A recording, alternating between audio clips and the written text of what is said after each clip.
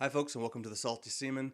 Trying a little different project today. See if you guys like it. If you do, let me know in the comments.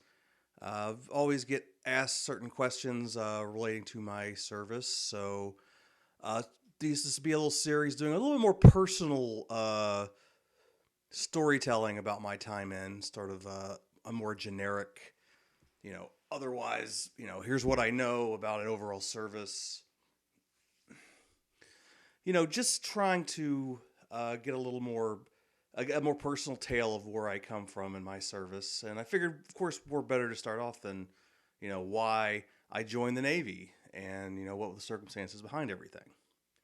So in the early 90s, I was living in an ex-urban little town outside of Atlanta called Villarica. Now, it wasn't, a bustling metropolis or anything, but, it was decent enough, and I was happy there. And, I only lived 45 minutes an hour to Atlanta.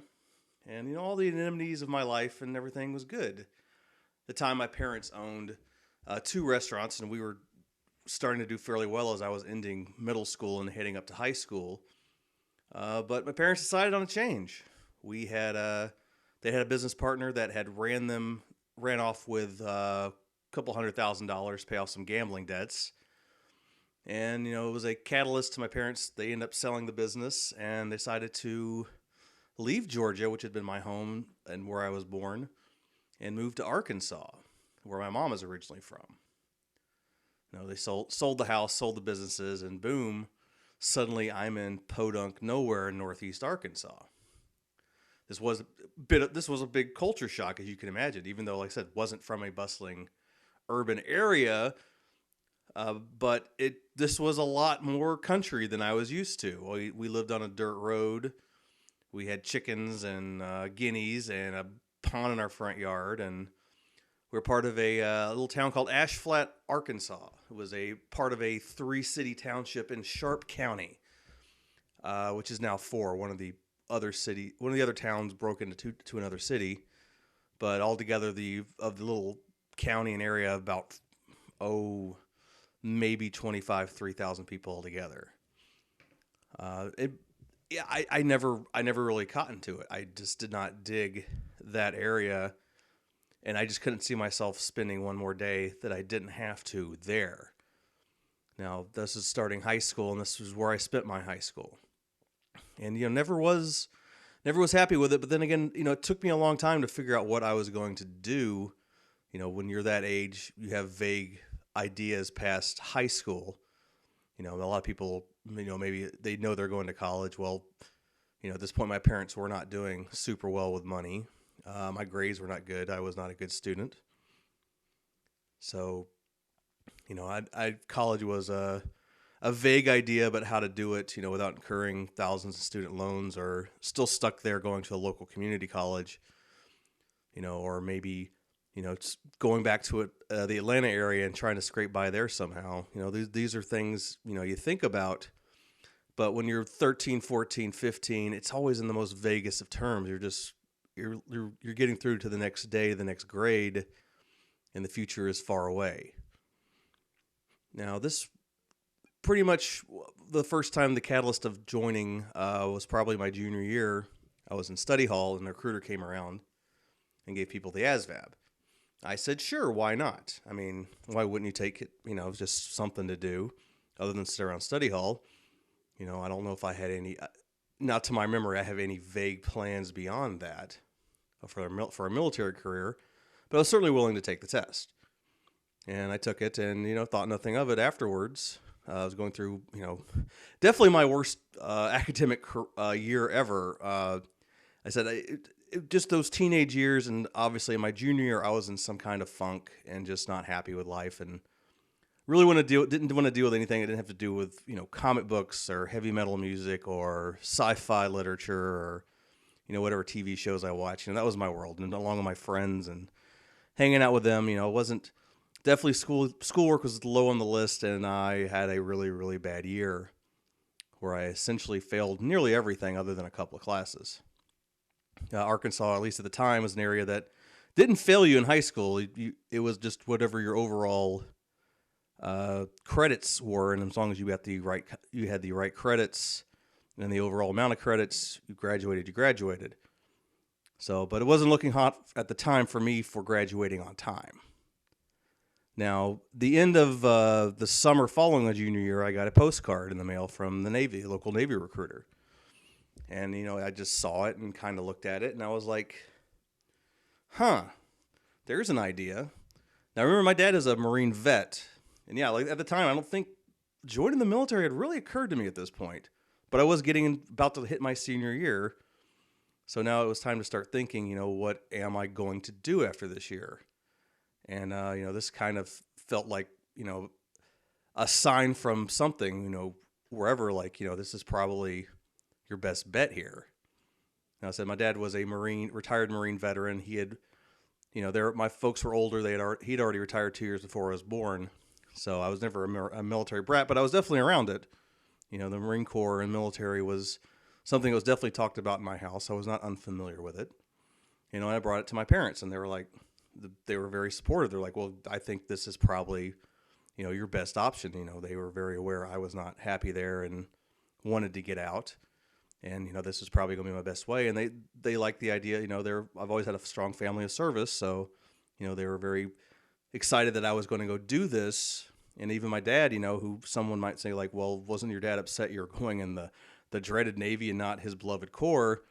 And it wasn't a problem with him at all. In fact, the opposite. He, just talked to me a little bit about the military when I was sitting there looking at that postcard. And he was like, well, if you go into the Marines or the Army, all they're going to do is teach you how to shoot a gun. You should probably go in the Air Force or Navy and learn a skill. That's what I think it's probably best suited for you, and you go get to see the world in them ships and have a good time. So after talking to them and weighing my options, pretty much in one day from the day I got that postcard, I'd pretty much made up my mind, yeah, I was going in the Navy. Now, the other thing to mention about that card was what, the hook was that said on the ASVAB I had qualified to join the nuclear program. They're talking about, highly skilled job and bonuses and all this fun money stuff, and it sounded good, but obviously that's not where my path led me. If anyone regular followers of my channel would know. But yeah, that was my initial intention, was going to the nuclear program. And, I filled out the postcard. It was self-addressed. You could send it right back, or COD or whatever it was. And that was kind of it. My mind was made up. I was done. I was ready to go. In that high school, teenage kind of vague, undetermined, well, that's what's coming up next. And I know that's not everybody. Some people, have their plans to go to certain colleges by the time they're 10 or what have you. Or people who know they're going to go in the military, usually following a parent's footsteps. But I had none. I was a very vague and undefined teen at that point. So 3 weeks later, my recruiter called, BT1 Bobby Johnson. He was out of nearby semi-big town, Batesville, Arkansas. It was at least big enough to support, military recruiting for the area. And I was one of the easiest sells because my mind was already made up. And he called me, and we talked on the phone for a bit, and I told him like, yeah, I'm joining. I'm signing up. That's just kind of how it went. He came by the house and talked to my parents, talked to me. Of course, talked to my dad, being a veteran. He kind of. They had a nice little talk. Understood where he was coming from, where I'm coming from, and eventually I would go down and to this recruiting station and sign paperwork. Tons and tons of paperwork. I believe he took me to, I think, a post office, and I got my first Social Security card. And it's one of the best advices he gave me off the bat is like, you should memorize this right now. You're going to use it a lot, which any military service member will tell you, yes, you do. So I did immediately memorize my Social Security number.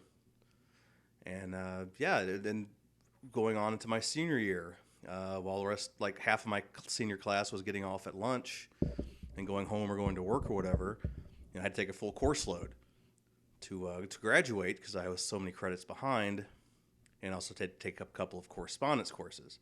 But this, joining had given me motivation. Is like, it's not impossible to join without a high school diploma, but it makes it harder.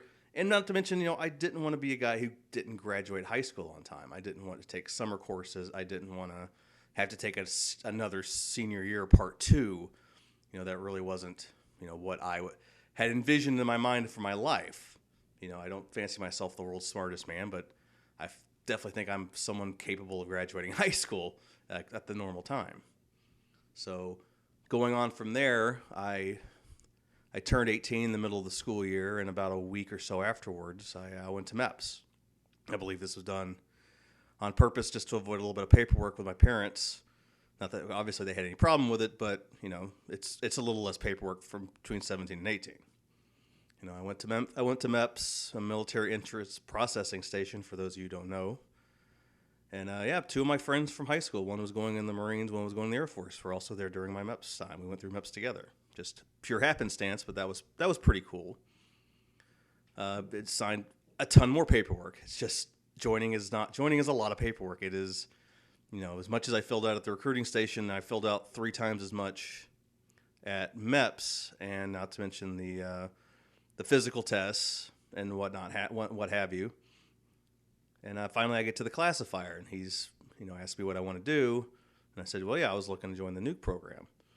Now, at this point, neither me or my recruiter heard about another test, which apparently you have to take, which I guess is a more math-intensive science kind of test, because the job obviously requires a high math knowledge, which I really didn't have. I'm still not a very super good math guy.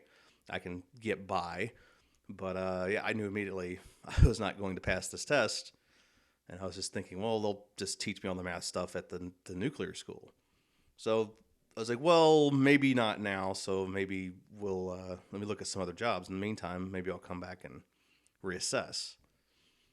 So looked at a few jobs. A few I remember electricians made. I'm like, sounds like a bad idea. I'm going to burn down the ship. Postal clerk sounded pretty cool, other than maybe, hauling around giant bags of mail everywhere. It didn't super appeal to me. But, it still sounded like a pretty cool job. But then I saw yeoman, and I'm a fairly literate guy, and I knew what the word meant. So I was like, that's a desk clerk kind of job, like radar and Klinger on MASH. And he was like, yeah, that's exactly what it is. I'm like, all right, I'll take that. So that's what I ended up signing up for. And that was the end of my turn at MEPS there. And I had a job, and I had vague ideas of maybe going to reclassify. I wasn't 100% sure about taking that job, but I never did. That's what it was, and I just stuck with it. And going up through my senior year, I finally got my driver's license. I got a car. My dad gave me his old 85 Chevy S10 pickup stick. That was my first drive. I had a glorious McJob.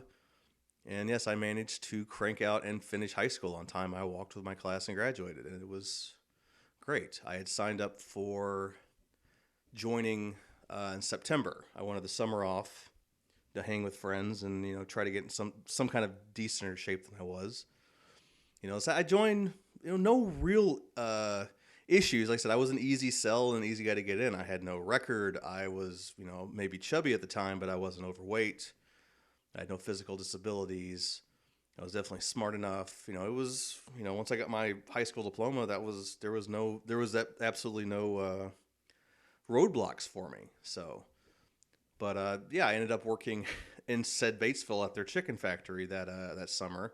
And I did hang out with my friends. I made a couple of half-ass efforts to do some exercises, but, I never stuck with it. So I showed up to boot camp chubby and, was in for a world of hurt the first couple of weeks until my body got used to it. Good thing about being 18. But yeah, just that's kind of how it was. And like I said, it was always vague and undetermined and kind of away from me till I got to there. I think I cleaned out my room the last 2 days before I went to MEPS for the final time. I'd kind of put it off and kept it out of my head. And that's just kind of how I was operating back then. It was just one day at a time. Don't think too far in advance. Problem I still have. But eventually, it came down to the wire, and I knew this is about to be the biggest change of my life. The last couple of days, I was really trying my best to kind of focus on it a little more than I had. And then one day I picked up and recruiter took me to MEPS, and next morning raised my hand for the final time, and I shipped off for boot camp in Great Lakes, Illinois. And that's a story for another time. So this is the next. I don't think this may be super exciting. Maybe interesting to some people. Maybe people who who are thinking of joining or people who had similar experiences. So I hope you enjoyed this little talk. You want to hear follow-ons, tales of my own boot camp where it really gets exciting, and then follow on tales from the fleet. I'm always happy to do that. Let me know in the comments. That's all I got for right now. I hope to see you guys around. Catch you on the flip side. Peace.